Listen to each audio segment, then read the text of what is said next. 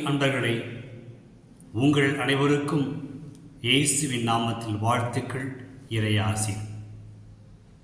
இன்று செப்டம்பர் மாதம் 21ஆம் தேதி 2025, பொது காலத்தின் 25ஆம் ஞாயிறு.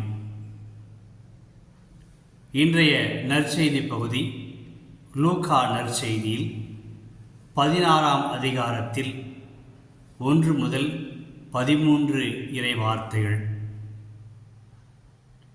இயேசுவின் வார்த்தைகள் இன்று நமக்கெல்லாம் மிக நேரடியாக சொல்லப்படுகிறது. நீங்கள் கடவுளுக்கும் செல்வத்துக்கும் பணிவிடை செய்ய முடியாது. இதனுடைய பொருள் என்ன? கடவுள் நம்மை படைத்தவர். நம்முடைய வாழ்வு, நம்முடைய செயல்பாடுகள், நம்முடைய நோக்கங்கள் எல்லாமே ஆண்டவரை முன்னிலைப்படுத்த வேண்டும். எல்லா சூழ்நிலையிலும், எல்லா நேரங்களிலும் என் ஆண்டவரே, என் கடவுளே என்று சொல்லக்கூடிய அந்த உள்ளார்ந்த அந்த மன ஓட்டமும் எண்ண ஓட்டமும் வெளிப்பாடும் எப்போதும் இருந்து கொண்டிருக்க வேண்டும். நம்மால் தனித்து வாழ முடியாது, இறைவனின் ஆசீர் வேண்டும். அதுபோல நம்முடைய வாழ்வில் நாம் செய்கின்ற எடுக்கின்ற முடிவுகள் எல்லாமே ஆண்டவரை சார்ந்திருக்க வேண்டும். அதற்கு நம்முடைய எண்ணங்கள், நம்முடைய சிந்தனைகள், நம்முடைய நோக்கங்கள் எல்லாம் ஒரே நேர்கோட்டில் அமைந்திருக்க வேண்டும். எண்ணங்களும் நோக்கங்களும் முடிவுகளும் ஒரே நேர்கோட்டில் இருந்தால்தான், அதுவும் நேர்மையான கடவுளை மகிழ்வுபடுத்துகிற அந்த நேர்கோட்டில் அமைந்தால்தான் நாம் கடவுளுக்கு பணிவிடை செய்ய முடியும். செல்வம் நல்லது. கடவுள் செல்வத்தை படைத்தார் நம்முடைய வாழ்வுக்காக, நம்முடைய மகிழ்ச்சிக்காக. அந்த செல்வம் காலப்போக்கில் நம்மை ஆளக்கூடாது. நம்மை ஆள்வதற்கு நாம் செல்வத்தை வழிவிடக்கூடாது. கடவுள் நம்மை ஆள வேண்டும். கடவுள் திருச்சட்டம் நம்மை ஆள வேண்டும். கடவுளுடைய கட்டளைகள் நம்மை ஆள வேண்டும். செல்வத்தை நாம் பயன்படுத்தி கடவுளின் கட்டளை கடைபிடித்து வாழ நாம் அதை பயன்படுத்திக் கொள்ள வேண்டும்.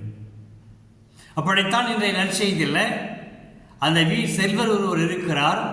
அவருடைய வீட்டு பொறுப்பாளர் அவருடைய உடமையெல்லாம் பாழாக்கி விட்டதாக தெரிய வருகிறது.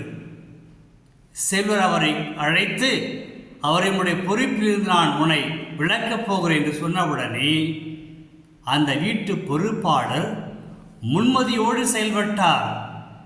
யாருக்காக? தன்னுடைய சுயநலத்திற்காக, தன்னுடைய எதிர்காலத்திற்காக. எனவே அவர் எடுத்த அந்த முடிவு, அவர் எடுத்த அவருடைய சிந்தனைகள், அவருடைய நோக்கங்கள் எல்லாமே தவறானது. நேர்மையற்ற எண்ணங்கள் அல்ல, சுயநலமான எண்ணங்கள். ஏற்கனவே கடன் வாங்கியவர்களெல்லாம் அழைத்து அதை பாதியாக குறைக்கிறார். எதற்காக? அந்த மக்கள் தன்னை ஏற்றுக்கொள்ள வேண்டும் என்பதற்காக. சிந்தனை நோக்கம் சரியல்ல, எடுத்த முடிவும் சரியல்ல. இந்நாள் வரை தனக்கு வாழ்வு கொடுத்த அந்த செல்வந்தருக்கு அவர் துரோகம் செய்கிறார். எதற்காக? தான் எதிர்காலத்தில் நன்றாக வாழ வேண்டும் என்பதற்காக, தன்னை மற்றவர்கள் ஏற்றுக்கொள்ள வேண்டும் என்பதற்காக, தனக்கு வாழ்வு கொடுத்த அந்த செல்வந்தருக்கு எதிராக அவர் துரோகம் செய்தார். அதான் இயேசு மீண்டும் சொல்கிறார், நீங்கள் இருவருக்கு பணிவிடை செய்ய முடியாது. ஒரு வீட்டு வேலையாள் இருவருக்கு பணி செய்ய முடியாது. இரு தலைவருக்கு பணி செய்ய முடியாது. ஒன்று, ஒருவரை வெறுத்து மற்றவரை அன்பு செய்ய வேண்டும். ஒருவரை சார்ந்து கொண்டு மற்றவரை புறக்கணித்து வாழ வேண்டும். இது இயல்பானது. இரு தலைவர்களுக்கு ஒரே அளவிலான அன்பையோ மதிப்பையோ ஒரு வைத்து கொண்டு வாழ்க்கை வாழ முடியாது. ஒரு முடிவெடுக்க வேண்டும். முதலில் ஒருவருக்கு, இரண்டாவது அடுத்தவருக்கு என்று. அதுபோலதான் இயேசு சொல்கிறார், இறுதியாக நீங்கள் கடவுளுக்கும் செல்வத்துக்கும் பணிவிடை செய்ய முடியாது. ஒரு தீர்க்கமான முடிவெடுக்க வேண்டும். நம்முடைய வாழ்க்கையில் எதற்கு முன்னுரிமை? அந்த முன்னுரிமை கடவுளுக்குத்தான் இருக்க வேண்டும். கடவுளுக்கு மட்டும் இருந்தால் நம்முடைய செயல்பாடுகளும் நம்முடைய முடிவுகளும் அதற்கு ஏற்றவாறு அமைந்திருக்க வேண்டும். அது மட்டுமல்ல, நம்முடைய உள்ளார்ந்த எண்ணங்களும் நோக்கங்களும் கடவுளுக்கு புகழ் சேர்க்கிற, கடவுளை சார்ந்து வாழுகிற எண்ணமாக நோக்கமாக இருக்க வேண்டும். இல்லையேல் செல்வம் நம்மை வீழ்த்திவிடும். செல்வம் நான் சொன்னது போல நமக்கு அவசியமானது. ஆனால் அந்த அவசியமான செல்வமே நமக்கு கடவுளாக மாறிவிடக்கூடாது. இன்றைய நவீன காலத்தில் நாம் என்ன பார்க்கிறோம்? இந்த அறிவியல் வளர்ந்து கொண்டிருக்கிற, தொழில்நுட்பம் வளர்ந்து கொண்டிருக்கிற இன்றைக்கு AI தொழில்நுட்பத்தை வைத்துக்கொண்டு பலவிதமான அற்புதங்களை, புதுமைகளை செய்து கொண்டிருக்கிறார்கள். முடியும். ஆனால் அதை சரியாக, நேர்மையாக, நல்ல முடிவோடு பயன்படுத்தவில்லை என்றால் அது நம்மை விழுங்கிவிடும், நம்மை மூழ்கடித்துவிடும், நம்மை அடிமையாக்கிவிடும். அதுதான் இயேசு எச்சரிக்கிறார்.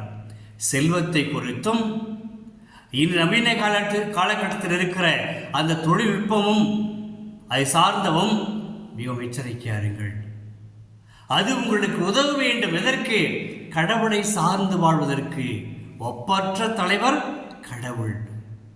அந்த கடவுளை சார்ந்து வாழ்வதற்கும் ஒரு நேர்மையான உள்ளம், உண்மையான உள்ளம், பிரமாணிக்கமான உள்ளம், இவற்றை நாம் கொண்டு வாழ வேண்டும் என்றால் நாம் கொண்டிருக்கின்ற, சேகரிக்கின்ற செல்வம் நமக்கு படிக்கல்லாக இருக்க வேண்டும் ஒழிய செல்வமே நமக்கு வீட்டு உரிமையாளராக மாறிவிடக்கூடாது. செல்வமே நமக்கு தலைவராக மாறிவிடக்கூடாது. செல்வத்தை நம்பி வாழ்ந்தோர் அவர் வாழ்வை இழந்து விடுவார்கள், தடுமாறி போவார்கள், கீழே விழுந்து அழிந்து போவார்கள் என்பதை இயேசுவை விளக்குகிறார். இன்று இயேசுவின் வார்த்தை நமக்கு கொடுக்கப்படுகிறது. இயேசு நம்மோடு பேசுகிறார். என்ன பேசுகிறார்? நீங்கள் கடவுளுக்கும் செல்வத்துக்கும் பணிவிடை செய்ய முடியாது. இன்றே முடிவெடுங்கள். ஒரு உறுதியான முடிவெடுங்கள். நான் என்னுடைய வாக்கு, என்னுடைய வாழ்வு, என்னுடைய செயல்பாடுகள், என்னுடைய எண்ணங்கள் எல்லாம் நேர்மையானதாக, உண்மையானதாக, பிரமாணிக்கம் உள்ளதாக, யாருக்கு? கடவுளுக்கு மட்டுமே முதலிடம் என்ற மனநிலையில் வாழ நாம் கடவுள் இயேசு நம்மை அழைக்கிறார். அந்த ஒரு நேரிய உள்ளத்தோடு, சிந்தனையோடு, நோக்கத்தோடு, முடிவோடு நாம் வாழ முயற்சி எடுப்போம். செபிப்போம். அன்பு இயேசுவே, உம்மை போற்றுகிறோம், வாழ்த்துகிறோம், ஆராதிக்கிறோம். தந்தையே, உமது மகன் இன்று எங்களுக்கு கொடுக்கிற இறைவார்த்தை மிக தெளிவாக இருக்கிறது. நாங்கள் ஒரு முடிவெடுக்க வேண்டும். இந்த கடவுளா அல்லது செல்லுமா என்ற போராட்டத்தில் நாங்கள் கடவுளுக்குத்தான் என்றுமே என்ற மனநிலையில், நோக்கத்தில் நேர்மையான, உண்மையான, உமக்கு பிரமாணிக்கமுள்ள வாழ்க்கை வாழ எங்களுக்கு உதவியரும். நாங்கள் கொண்டிருக்கின்ற செல்வம் எங்களுக்கு படிக்கல்லாக அமைந்து உம்மை நாடுவதற்கும், உம்மை நம்பி வாழ்வதற்கும், உம்மை சார்ந்து வாழ்வதற்கும், அந்த செல்வத்தை கொண்டு நாங்கள் பிறருக்கு உதவி செய்து வாழ்வதற்கும் எங்களுக்கு அருள் தாரும். இவற்றை உம்மகன் இயேசு கிறிஸ்து வழியாகவே ஜெபிக்கிறோம் தந்தையே. ஆமென், ஆமென், ஆமென். இறைவார்த்தை விதையா